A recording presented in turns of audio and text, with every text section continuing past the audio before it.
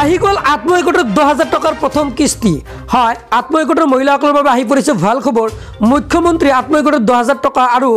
বানপানীৰ যি টকা কিন্তু ৰিলিজ কৰিছে অসমত ইয়াৰ লগতে পিএম কিষাণ আঁচনি কেইবাটা আঁচনি টকা আপুনি জানিব পাৰিব হেহে ভিডিঅ'টোত লাইক কৰি সম্পূৰ্ণকৈ চাই থাকিব আজিৰ প্ৰথমটো খবৰ হৈছে ভাল খবৰ যে ৰাজ্যবাসীৰ বাবে ভাল খবৰ আহি পৰিছে ৰাজ্যবাসীয়ে যদি ভিডিঅ'টো চাই আছে তেন্তে সম্পূৰ্ণকৈ চাওক কিয়নো কেন্দ্ৰীয় চৰকাৰে মোকলাই দিলে বান সাহায্যৰ পুঁজি অসমলৈ কেন্দ্ৰই মোকলাই দিলে 716 কোটি টকা 14খন ৰাজ্যৰ বাবে মোকলাই দিয়ে মুঠ 5,858.60 কোটি টকা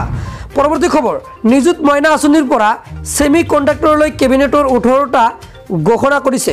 মেধাবী শিক্ষাৰ্থীৰ বাবে নতুন দুচকীয়া বাহন প্ৰদান কৰিব অৰ্থাৎ প্ৰজ্ঞান ভাৰতী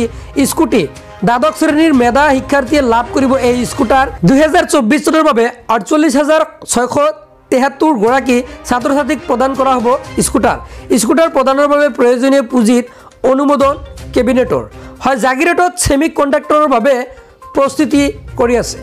নিযুত মইনা আঁচনিৰ পৰা সেমি কণ্ডাক্টৰলৈ কেবিনেটৰ 18টা ঘোষণা কৰিছে পৰৱৰ্তী খবৰ প্ৰধানমন্ত্ৰী কৃষক সন্মান নিধি যোজনাৰ অষ্টাদশ কিস্তিৰ ধন মুকলি অনুষ্ঠান অৰ্থাৎ 5 অক্টোবৰ 2024 সময় দিনৰ 12 বজাৰ পৰা অনুষ্ঠিত হ'ব হয় যি মাননীয় প্ৰধানমন্ত্ৰী শ্ৰী নৰেন্দ্ৰ মোদীয়ে যি মুকলি কৰিব আৰু মহাৰাষ্ট্ৰৰ ৱাছিমৰ পৰা অষ্টাদশ কিস্তিৰ ধন মুকলি কৰিব পৰৱৰ্তী খবৰ অৰুণোদয় 3.0 টকা কোনে কোনে লাভ কৰিব সবিস্তাৰে মুখ্যমন্ত্ৰীয়ে ঘোষণা কৰিছে মোৰ হাতত মন্তব্য আছে মন্তব্য শুনিবলৈ যত্ন কৰিছো প্ৰথমত আপোনালোকে মন্তব্য শুনি লওক অৰুণোদয় কোনে কোনে পাব লাগে প্ৰথম অৰুণোদয় পাব কোনে লাগে বিধৱা মহিলা গৰাকী অৰ্থাৎ যি পৰিয়ালত বিধৱা মহিলা আছে সেই পৰিয়ালে অৰুণোদয় আঁচনি পাব লাগে যদি কোনোবা পৰিয়ালত 45 বছৰৰ ওপৰৰ অবিবাহিতা ছোৱালী আছে সেই পৰিয়ালটোৱেও অৰুণোদয় পাব লাগে কোনোবা পৰিয়ালত যদি বিবাহ বিচ্ছেদ হোৱা মহিলা আছে সেই পৰিয়ালটোৱেও অৰুণোদয় পাব লাগে কোনোবা পৰিয়ালত যদি স্বামীয়ে বিবাহ বিচ্ছেদ আইনমতে দিয়া নাই কিন্তু এৰি থৈ গুচি গ'ল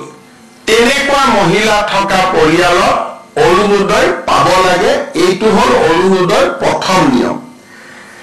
দ্বিতীয় অৰুণোদয় কোনে পাব লাগে কাৰোবাৰ ঘৰত যদি তৃতীয় লিংগৰ ব্যক্তি আছে পুৰুষ আৰু মহিলাৰ পিছত আৰু এটা লিংগ থাকে উভয় লিংগ থকা পৰিয়ালতো অৰুণোদয় আমি দিব লাগে তৃতীয়তে যাৰ ঘৰত দিব্যাংগ ব্যক্তি আছে কাৰণ পৰিয়ালটোৱে দিব্যাংগ ল'ৰা ছোৱালী এটাক চাবৰ কাৰণে খৰচ কৰিব লাগে দিব্যাংগ ব্যক্তি থকা পৰিয়ালক আমি অৰুণোদয় দিব লাগে তৃতীয় চৰকাৰী বৃদ্ধাশ্ৰমত যিসকল আইতা থাকে সেই আইতাসকলক আমি অৰুণোদয় দিবই লাগে তৃতীয়তে যাৰ ঘৰত এইডছৰ বেমাৰী আছে থেলাছেমিয়া আছে হিমোফিলিয়া আছে সেৰিব্ৰেল পালসি আছে কুষ্ঠ ৰোগ আছে অটিজম আছে এওঁলোকৰ পৰিয়ালতো আমি অৰুণোদয় দিব লাগে কোনোবা মহিলা যদি ভিক্ষা কৰি জীৱন নিৰ্বাহ কৰে তেওঁলোককো ডিসি সকলে বিচাৰি উলিয়াই অৰুণোদয় দিব লাগে আৰু এইখিনি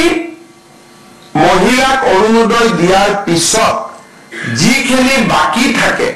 সেইখিনি যাৰ বাৰ্ষিক উপাৰ্জন 2 লাখ টকাতকৈ কম তেওঁলোকে অৰুণোদয় আঁচনি পাব পাৰিব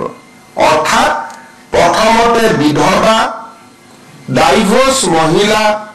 দিব্যাংগ ব্যক্তি থকা পৰিয়াল আৰু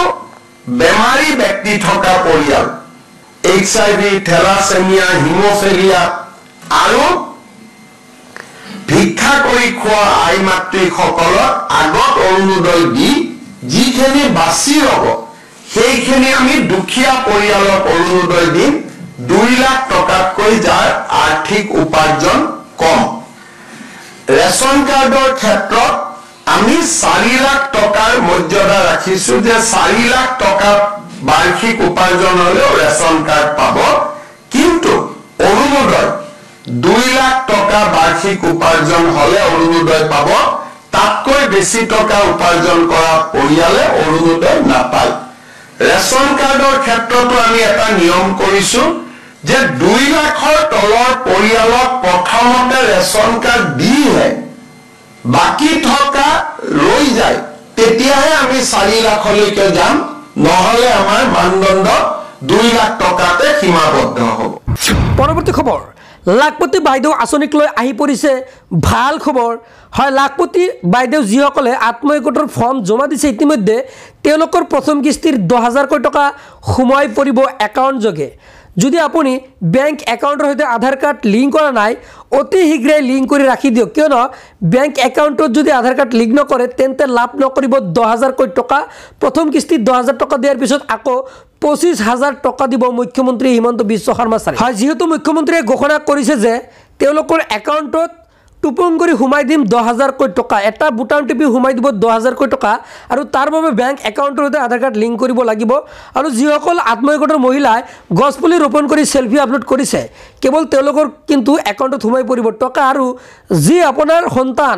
যি কেইটা ধাৰ্য কৰিছে সন্তানৰ যি আপোনাৰ এছঅপি জাৰি কৰিছিলে সেই হিচাপত কিন্তু আপোনাৰ হ'ব লাগিব অৰ্থাৎ জেনাৰেল কাষ্টৰ মহিলাৰ যাতে 3টাতকৈ অধিক সন্তান নাথাকে আৰু এছচি মৰাণ মটক টি ট্ৰাইবছৰ যাতে 4টাতকৈ অধিক সন্তান নাথাকে জাষ্ট এইটোৱে চাই আপোনাৰ একাউণ্টত সোমাই পৰিব 10,000 টকা প্ৰথম কিস্তি আকৌ 25,000 টকা দিব দ্বিতীয় কিস্তি হয় আৰু টকা যেতিয়া সোমাব নিশ্চয় আপোনালোকক জনাই দিম সেই চেনেলটো যদি ছাবস্ক্ৰাইব কৰা নাই চেনেলটো ছাবস্ক্ৰাইব কৰি ৰাখি দিব সো আজিলৈ মানে ধন্যবাদ।